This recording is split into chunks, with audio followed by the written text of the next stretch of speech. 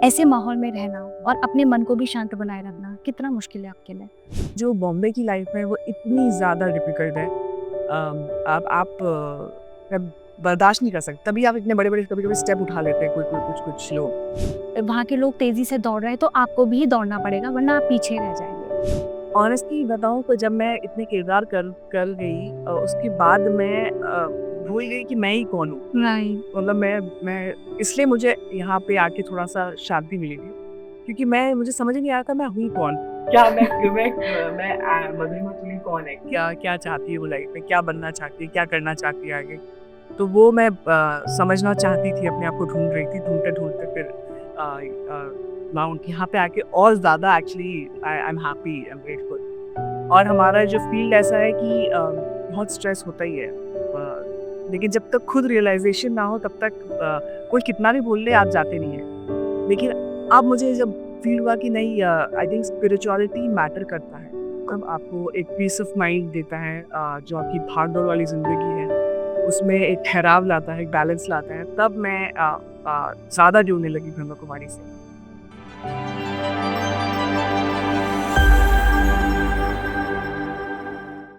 Hello India, नमस्कार। मैं आशा वर्मा आप सभी का स्वागत करती हूँ हमारे खास शो माइंडफुल मोमेंट में।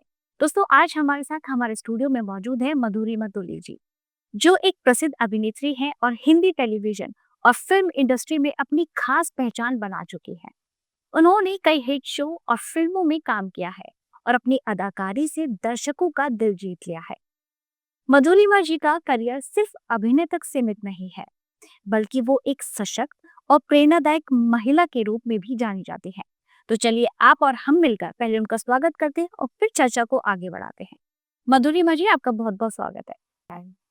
आप सबसे पहले मेरा सवाल जो कि मैं चाहती हूँ कि आपसे मेरी एक बॉन्ड बन जाए, तो स्टार्टिंग हम लोग उसी सवाल से करेंगे। आप ब्रह्मा कुमारीज में आए और क्योंकि अभी ऑफ कैमरा मेरी आपसे बात हो रही थी कि आपकी मदर इनसे जुड़ी हुई है, तो सबसे पहले मैं आपसे जानना चाहती हूँ कि क्यों आए आप ब्रह्मा कुमारीज़ और इस माहौल में आके आपको कैसा लगा? क्योंकि जिस जगह से आप आई हैं, वहाँ की दुनिया, वहाँ का माहौल, वहाँ का रहन-सहन बहुत अलग है। तो क्या डिफ़रेंस आपने यहाँ महसूस किया और क्या लेकर के आप यहाँ से जाएँगी? अ, वहाँ बॉम्बे से आई हूँ, लेकिन वहाँ पे भी ब्रह्मा कुमारीज़ है। ब्रह्मा कुमारीज़ का बेस्ट पार्ट ये है कि अब वो ऑल ओवर वर्ल्ड पहुँच चुका है। तो एंड मेरी मम्मी इससे जुड़ी हुई थी, फ्रॉम 1985 से जुड़ी हुई हैं। और जब मम्मी जाती थी, हम जैसे मेरे पापा ट्रांसपोर्ट जॉब में थे, तो हम पापा धनबाद में रहे हैं हम लोग और उड़ीसा में रहे हैं, तो हर जगह ब्रह्मपुर कुमारी का पॉइंट होता था। तो उस वक़्त शुरुआत ही थी, तो मम्मी के साथ मैं जाती थी, हम लोग जाते थे वहाँ पे और मुरली करते थे और मेडिटेशन करते थे साथ में। फिर धीरे-धीरे फिर जब बॉम्बे आए, तो थोड़ा मतलब हम लोग दूर हो गए, मतलब हम लोग ज़्यादा जा नहीं पाए थे। फिर बॉम्बे जब आए तब उसके बाद दोबारा से बगल में ब्रह्म कुमारी मिल गया, तो मम्मी फिर से जुड़ने लग गई और मम्मी के साथ मैं भी जुड़ने लग गई।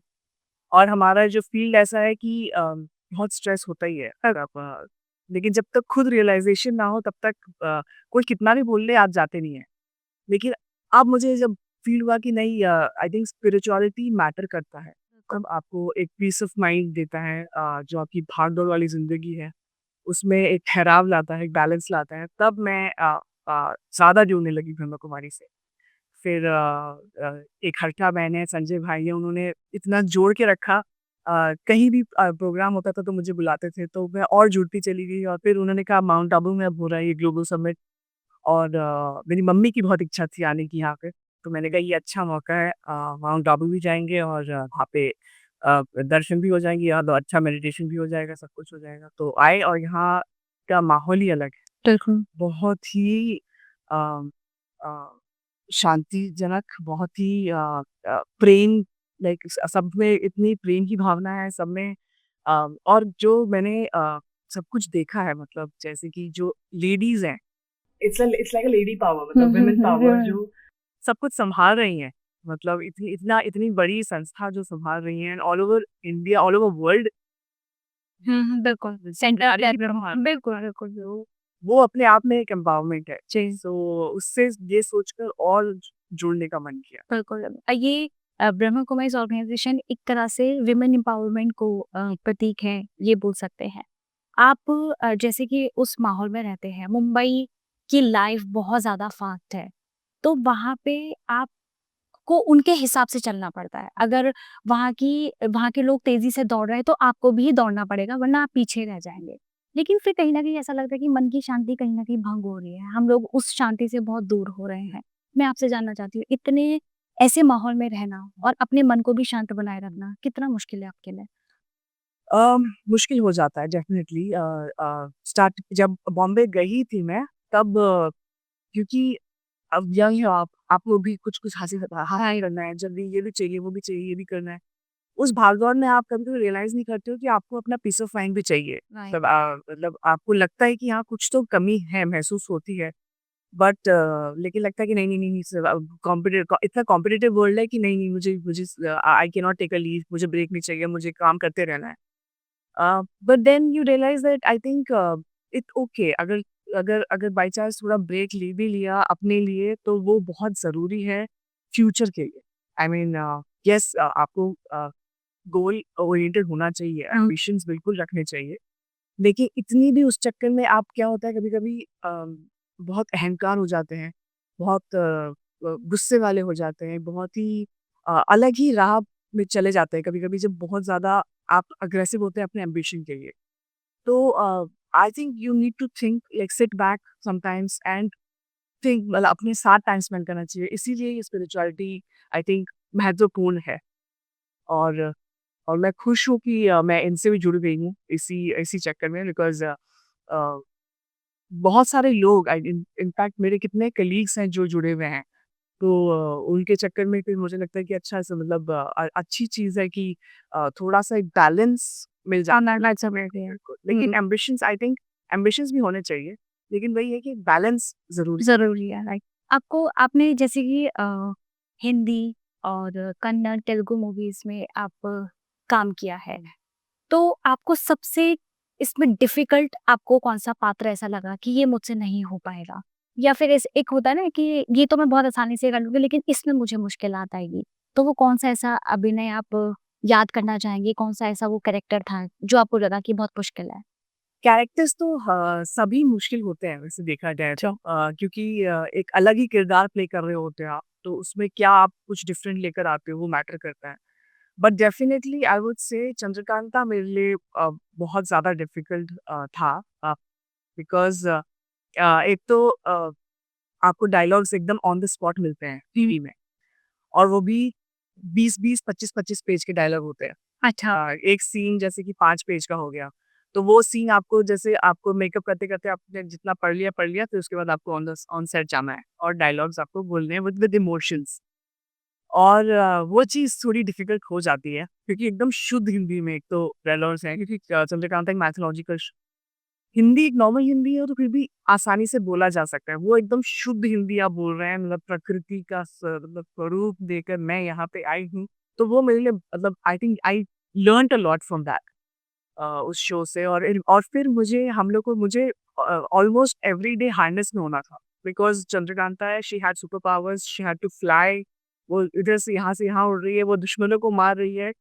तो वो सब करने के लिए मुझे हार्नेस में रहना पड़ता था। मुझे हमेशा मैं उड़ रही हूँ, कभी यहाँ से वहाँ उड़ रही हूँ, कभी कुछ कर रही हूँ, कभी कुछ कर रही हूँ। तो थोड़ा हेक्टिक हो जाता था बट बहुत ही मज़ेदार 1 साल रहे। मतलब वो उससे इतना सीखने को मिला है और yes I think I will cherish that all my life. जैसे अलग-अलग कैरेक्टर्स आपने प्ले किए हैं, तो जैसे आप किसी में एक पुलिस का किरदार निभा रही हैं, किसी में आप एक माँ का किरदार निभा रही हैं, तो ये आपने अलग-अलग कैरेक्टर्स आपने प्ले किए हैं। जब आप अपनी पर्सनल लाइफ में आते हैं, पर्सनल लाइफ में आप किसी की बेटी भी हैं, वाइफ भी हैं, पार्टनर भी हैं, फ्रेंड भी हैं, तो कैसे आप उसको समझ पाते हैं? क्योंकि जब कोई एक अभिनय जब हम करते हैं ना, तो उस कैरेक्टर में बिल्कुल डूब जाते हैं, बिल्कुल घुल जाते हैं और फिर उससे बाहर निकलना बहुत मुश्किल हो जाता है। तो जब आप अपने पर्सनल कैरेक्टर में आते हैं, आप अपनी पर्सनल लाइफ में आती हैं, तो उसको कैसे बैलेंस करती हैं? अम, ऑनेस्टली बताऊँ तो जब मैं इतने किरदार कर कर गई उसके बाद मैं भूल गई कि मैं ही कौन हूँ। राइट। मतलब मैं इसलिए मुझे यहाँ पे आके थोड़ा-सा शांति मिली थी, क्योंकि मुझे समझ ही नहीं आ रहा था मैं हूँ कौन? क्या मधुरिमा तुली कौन है? क्या क्या चाहती है वो लाइफ में? क्या बनना चाहती है? क्या करना चाहती है आगे? तो वो मैं समझना चाहती थी, अपने आप को ढूँढ रही थी, ढूँढते-ढूँढते फिर माउंट यहाँ पे आके और ज़्यादा actually I am happy, I am grateful. तो yes it's very difficult because आप कैरेक्टर घुस जाते हैं। कभी-कभी मैंने एक जहाँ पे मैंने नेगेटिव किरदार किया था तो मेरे अंदर वो फिर वो आ वो जाते हैं, मैं घर हाँ। लेके आने लग गई थी। तो वो फैमिली में भी प्रभाव पड़ता है कभी-कभार। तो बहुत सारी चीज़ें होती हैं। बट वहीं आपको समझना है डिफरेंस कि आपको वो घर छोड़ के आना है और आपका किरदार यहाँ पे है। तो वो समझने में थोड़ा टाइम लग जाता है फिर लेकिन जब समझ जाओ तो थोड़ा आसान हो जाता है। वहीं पे आपका मेडिटेशन और कामनेस वो सब चीज़ काम आता आपकी लाइफ में ऐसा आप बचपन से ही एक्ट्रेस बनना चाहती थी या फिर कुछ आपको लगा कि नहीं, नहीं, नहीं मुझे तो ये मेरे साथ हुआ है तो मुझे तो एक्ट्रेस बनना है? क्योंकि होता है ना कि कई बार आपका एक आइडल होता है कि है। आपको लगता है कि मुझे इसके जैसा बनना है। तो आपके लाइफ में कोई ऐसा कहानी हो या फिर कोई ऐसा बिल्कुल, मेरे अंदर एक कीड़ा तो था हमेशा से कि मैं एक्टर बनना चाहती क्योंकि मेरी मम्मी ये केयरअप बहुत ज़रूरी होता है कुछ लाइफ में आपको अचीव उस गोल पे करना पड़ता है। बिल्कुल, नहीं तो ये तो फिर कोई मकसद ही नहीं कोई मेरा हम फ़ायदा ना। लेकिन मुझे ये नहीं था कि मैं एक्चुअली बॉम्बे जाऊँगी और अपने सपने जीऊँगी क्योंकि मैं स्पोर्ट्स में भी थी। वो कौन सा स्पोर्ट्स? मैं 100 मीटर, 200 मीटर, जैवलिन इन सब में थी मैं, तो स्टेट लेवल प्लेयर। अच्छा, फिर वहाँ से छोड़ के फिर वहाँ आपने से मैं छोड़ के मतलब मैं लिटरली क्रिकेट के उसमें गई थी और वहाँ छोड़ के मैंने अ अ, एक पेजेंट में हिस्सा लिया। तो वहाँ से मेरी करियर एकदम बदल गया। तो ऐसा क्यों? क्योंकि वो एक चाह थी एक mister and miss Uttaranchal contest हुआ था और मेरी चाह थी कि मेरे अंकल ने मेरा नाम भर दिया और सडनली मुझे कॉल आया कि आप सिलेक्ट हो गई हैं। अच्छा। तो मैंने फिर परमिशन माँगी अपने कोच से, वो पहला मेरा क्रिकेट का वो जाने वाली थी मैं, वही मैंने अपने कोच सर से परमिशन माँगी, मैंने कहा सर मेरे को ये कॉल आया है, मुझे प्लीज़ मैं इसमें जा सकती हूँ क्या? उन्होंने बोला जाओ फिर चली जाओ फिर ये छोड़ दो फिर क्रिकेट छोड़ दो, फिर मैंने कहा हाँ ठीक है, मैं ये जाऊँगी। मैं हियर इधर आ गई और मैं जीत गई वो कॉन्टेस्ट और तब मुझे लगा कि अब मुझे शायद बॉम्बे जाना चाहिए, ये मेरी एक राह है। तब मैंने तो आपको कभी रिग्रेट नहीं हुआ उस चीज़ का कि मैंने काश मैं वही ही उसमें ही अपना करियर बनाती? नहीं, कभी नहीं किया। मधुरिमा जी जैसे कि हम लोग मैं मानती हूँ कि आप मुंबई में जब आप रहते हैं तो वहाँ पे रहना जितना मुश्किल है, वहाँ डिप्रेशन, स्ट्रेस में रहना उतना ही आसान होता है, राइट? तो आपने बताया कि आप उसे कैसे मैनेज करती हैं अपने डिप्रेशन अगर स्ट्रेस वाली ऐसी कोई चीज़ आती है तो। कभी आपके मन में ऐसा कोई थॉट आया कि अब मुझे यहाँ मैं थक गई हूँ स्ट्रगल करते-करते या फिर बस अब बहुत हो गया है, अब मुझे वापस चले जाना चाहिए? क्योंकि हर किसी स्टार के जीवन में ये पॉइंट हमेशा आता है क्योंकि वो स्टार हर टाइम नहीं बना रहता, कहीं न कहीं अप एंड डाउन्स आते हैं, तो आपकी लाइफ में भी अप एंड डाउन्स आए होंगे। तो वो कौन से मोमेंट आपके साथ था ऐसा कि जब लगा आपको कि नहीं अब मुझे जाना चाहिए वापस? ऐसा मेरे साथ 2 बार हुआ है। एक बार मैंने आई थिंक मतलब 2 टाइम हुआ है मैं वक़्त का मैं इतना से मुझे अंदाज़ा नहीं है बट डेफ़िनेटली क्योंकि बहुत ही ये जो फ़ील्ड है बहुत ही डिफ़िकल्ट फ़ील्ड है। बिल्कुल। बहुत ही प्रेशर होता है, इतना कॉम्पिटिशन है और डिप्रेशन कभी-कभी हो जाता है, लोनलीनेस लगता है, आपकी अगर फ़ैमिली साथ में नहीं है तो आप बहुत अकेला महसूस करते हैं। तो लगता है कि बस सब छोड़-छाड़ के चले जाओ वापस। पर वहीं फिर लगता है कि इतनी दूर तक जब आ गई हो तो थोड़ा-सा और रुक जाओ और तो आई थिंक वहीं वो और फिर अगर आपकी फैमिली सपोर्टिव है, तो वो बहुत मायने रखता है। अकेले तो आप कुछ कर नहीं सकते, ये सब टीम वर्क ही है पूरा। बट डेफ़िनिटली एक जो अंदर से जो चाह है वो अपनी ही होती है। तो वो है कि आपको इंस्टिंक्ट जो कभी-कभी सुनाई देता है कि बस थोड़ी देर और कोशिश कर लेते हैं, क्या पता अ, निकल जाए, ये समय भी निकल जाएगा। But I think you need to take जब आपको ऐसा लगे तो आपको ब्रेक्स लेने बहुत ज़रूरी हैं। आपको कभी जैसे हिमालयस मतलब एक हिल्स जगह जाना बहुत ज़रूरी है क्योंकि जो बॉम्बे की लाइफ़ है वो इतनी ज़्यादा डिफ़िकल्ट है। आप तब बर्दाश्त नहीं कर सकते, तभी आप इतने बड़े-बड़े कभी-कभी स्टेप उठा लेते हैं कोई-कोई कुछ-कुछ लोग। तो आप जैसे ही आपको लगे कि आप नहीं झेल पा रहे, मुझे जैसे लगता है कि मैं नहीं अब उससे और नहीं होगा, तो मैं निकल जाती हूँ। मैं उत्तराखंड से हूँ, तो मैं उत्तरकाशी चली गई, हर्षिल चली गई, उस तरफ मैं चली जाती हूँ और वहाँ जाके इतनी शांति मिलती है मुझे। अब जैसे मुझे यहाँ का भी पता चला है माउंट आबू। तो यहाँ आई थिंक ये और जैसे वहाँ जैसे सिस्टर्स लोग कहते हैं कि जब आपका कोई नहीं होता ना, जब आपको आपको कोई सुन नहीं रहा होता है, भगवान आपकी सुनता है। तो आप बस मेडिटेट करें, आप अपने उसमें मग्न रहें, खुश रहें और दूसरों की सेवा करते रहें, बी काइंड। बाकी ऊपर वाला देख रहा है जो कर जिसको उसको जो करना है वो वही करेगा। अगर आपको इस फील्ड में रहना है, कोशिश करते रहनी है तो करो। अगर अगर विल पावर इतना स्ट्रांग है तो मेहनत बहुत करनी पड़ेगी। करते रहो, क्या लक चमकेगा तो चमकेगा, नहीं तो आपको एक स्टेप बैक लेना ही पड़ेगा। मतलब you will have to think of some other option, but to never give up is the idea. So कोशिश जारी है, चल रहा है। बिल्कुल। जैसे कि इंसान अपनी हेल्थ को फिट रखने के लिए जिम जाता है क्योंकि उसे फिट रहना है, खान-पान का भी ध्यान रखता है कि ज़्यादा नहीं खाना है क्योंकि मोटे हो जाएँगे। तो इस तरह की फिटनेस का ध्यान रखता है। आप अपनी मेंटल फिटनेस के लिए क्या करती हैं? किसको अपनाती हैं कि भाई मैं शांत रहूँ? Mental and physical both are important. I think physical जाता है, मेंटली भी इसका इफेक्ट पड़ता ही है। बिल्कुल। अ, मैं किसी ऐसी मतलब आई थिंक यू आपको बस ध्यान करना होता है। यू मैं शिव जी को बहुत मानती हूँ। अच्छा, मैं शिव जी की बहुत बड़ी भक्त हूँ एंड बचपन से ही उन्हीं को मैंने फॉलो की फॉलो अच्छा। किया है।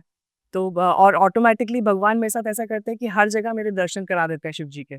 तो मेरे अपने आप जब दर्शन कभी आप रास्ते में आती हैं तो शिव तो का कोई शिव का मंदिर कोई मंदिर दिख जाए तो बिल्कुल ऐसे मतलब मैंने कितने धामों के दर्शन कर लिए हैं। तो luckily by God's grace thanks to him, ये उन्हीं का आशीर्वाद है जो मैं यहाँ भी आई हूँ। एंड या आई थिंक जब I think when I am mentally very very upset, मैं फैमिली के साथ टाइम स्पेंड करती हूँ। मैं कुछ पढ़ लेती हूँ। अच्छा, मैं शोज़ देखती रहती हूँ। मैं फिर बाहर ही नहीं जाती, मुझे मन ही नहीं करता बाहर जाने का। I think you need to spend time with yourself. Relax, जब आपका मन ठीक हो जाए, तभी आप काम पे भी जाएँ। I mean it's okay to take a break. बहुत ज़रूरी हो। बहुत, बहुत ज़रूरी हो जाता है बिकॉज़ मैंने रियलाइज़ किया है कि कभी-कभी मैं अपसेट हूँ, मैं खुश नहीं हूँ, लेकिन मैं फिर भी ज़बरदस्ती जा रही हूँ काम पे। मैं ज़बरदस्ती काम कर रही हूँ, तो वो फिर आपके काम पे भी इफ़ेक्ट पड़ता है। आपका काम भी खराब होता है, फिर आपका पूरा दिन खराब जाता है, आप दूसरों से भी खराब बिहेव करते हैं। तो वो पूरा पूरा माहौल ही तो गड़बड़ जाता है। तो you need to it's okay to take a break, it's okay to sit behind, sit back, मतलब आराम से चिल मारो। लाइफ़ है, कहीं भाग नहीं रही है। जब अच्छा हो रहा है आपके साथ तो take it in a positive वे।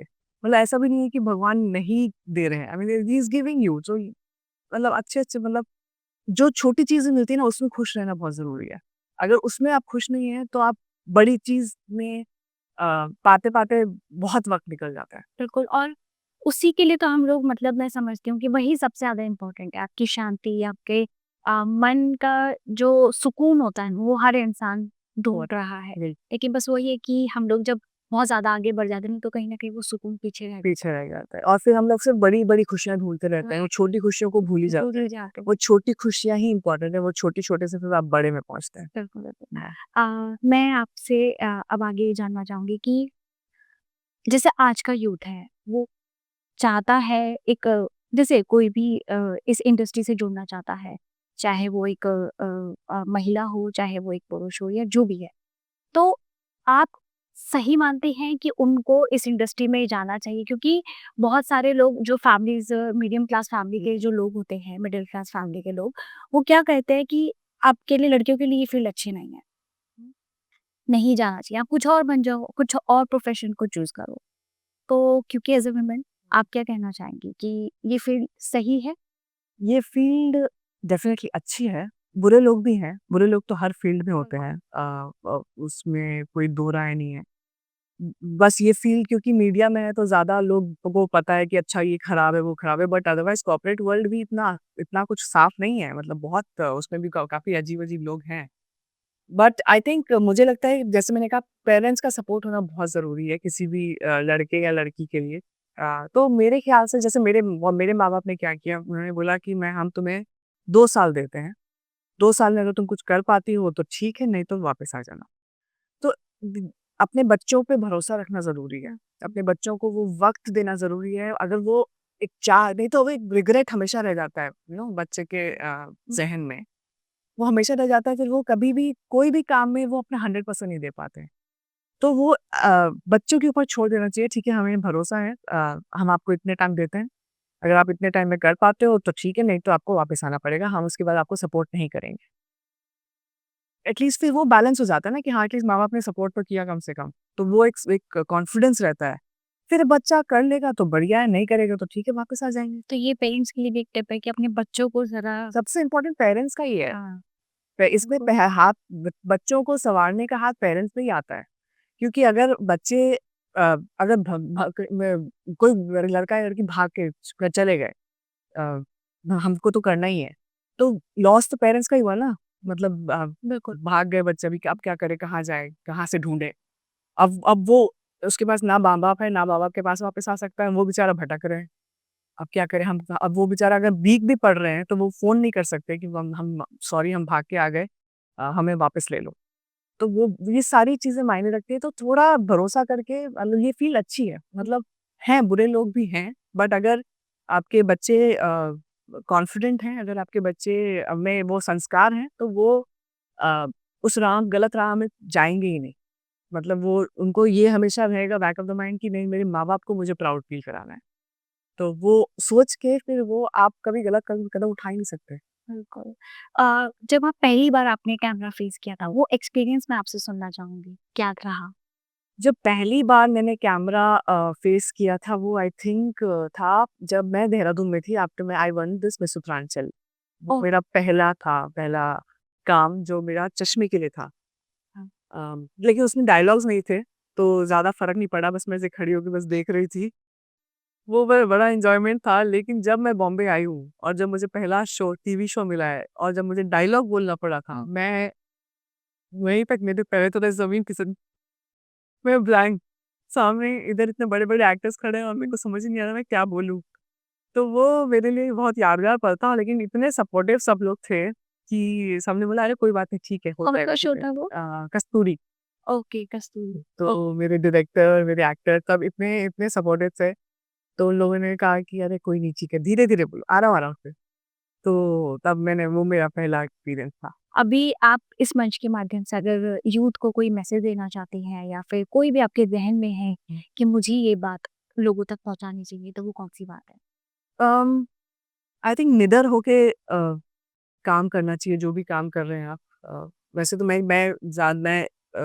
अब I still have to achieve a lot of things, but definitely जो आप गोल अचीव करें, आप एम्बिशियस रहें, डेफिनिटली एम्बिशंस होना बहुत ज़रूरी है। बट साथ-साथ कभी जब आप बहुत ज़्यादा हासिल करते हैं तो डाउनफॉल भी आता ही है। हाँ। उस डाउनफॉल को झेलने के लिए प्रिपेयर होना बहुत ज़रूरी है।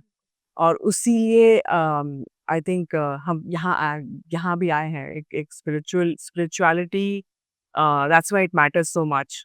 वहाँ पे आपको बैलेंस मिलता है, अपने अपने परिवार को ना भूलें, वो सबसे मायने बहुत ज़रूरी है। बाकी तो आई थिंक इट्स ऑल भगवान पे, जो भगवान देता है उसमें खुश रहें।